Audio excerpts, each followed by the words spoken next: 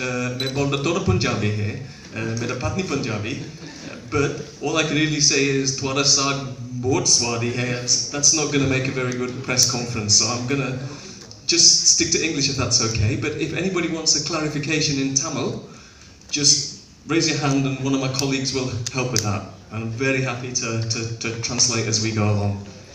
I want to say a couple of things first. In the UK, if you have a press conference with some good news about health, it's very hard to get the press interested. And one of the things that's a real credit, I think, to the Indian press is your willingness to disseminate good news about health in order to inform the population in a way that puts the press in the UK to shame. So I just want to say first, thank you all for coming along, and thank you for developing this culture of reporting on health in a positive way that I think has a great benefit to Indian society. I'm going to talk about a few things. First of all, I want to thank Kritika Ben and her organisation for supporting us this evening. It's really nice to see the corporate world take a positive and active interest in mental health, and I'm going to talk a little bit about the benefits of that in a moment. But I'm going to talk about mental health in general, first of all. So, mental health problems are something everybody in this room will have some awareness of, because it's something that either we suffer from ourselves or people in our families have suffered from. So these are problems like being very sad, struggling with depression, where your sadness goes on for week after week after week, or becoming very scared about things, whether that's scared about your health, or scared about something bad happening to people in your family, or very scared about something bad taking place in the future. And these things are commonplace, and around 5% of the population, including children, adults and older adults, so that's 1 in 20, will suffer from a problem like this at any one time. So these are the people that are our colleagues, our friends, our family members, and some of us as well will struggle with those problems.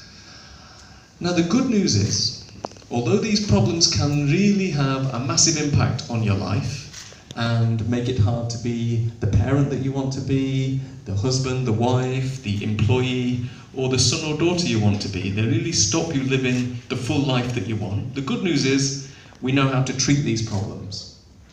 And one of the things that I think the United Kingdom has really led on in the past 20 years is developing effective psychological therapies to help with anxiety and depression. So these days there's almost nothing you would say the UK is a world leader on.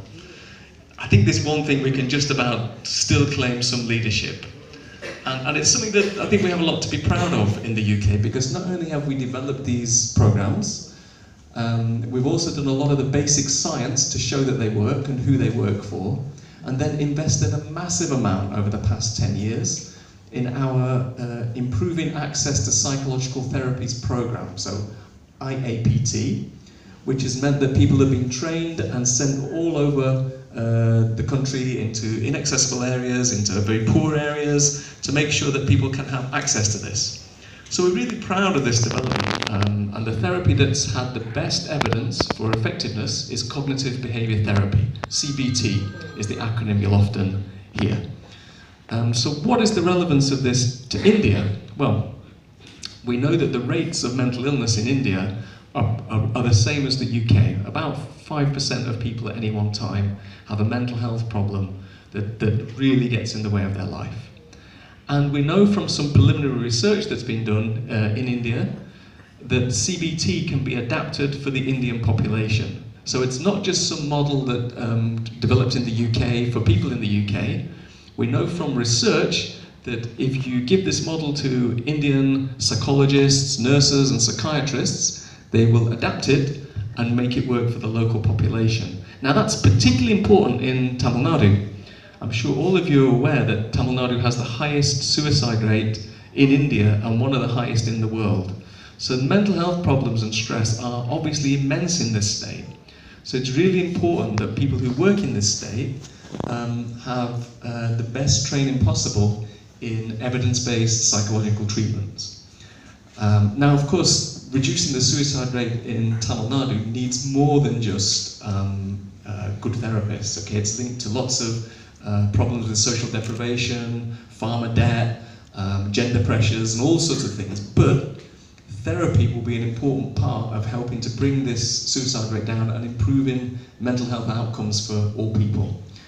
So it is something that has a genuine usefulness for Indian populations. And over the past 8 years, thanks to Dr. Virunathan and the Care Institute, we've been training Indian psychologists, psychiatrists, nurses and social workers in CBT, in cognitive behaviour therapy.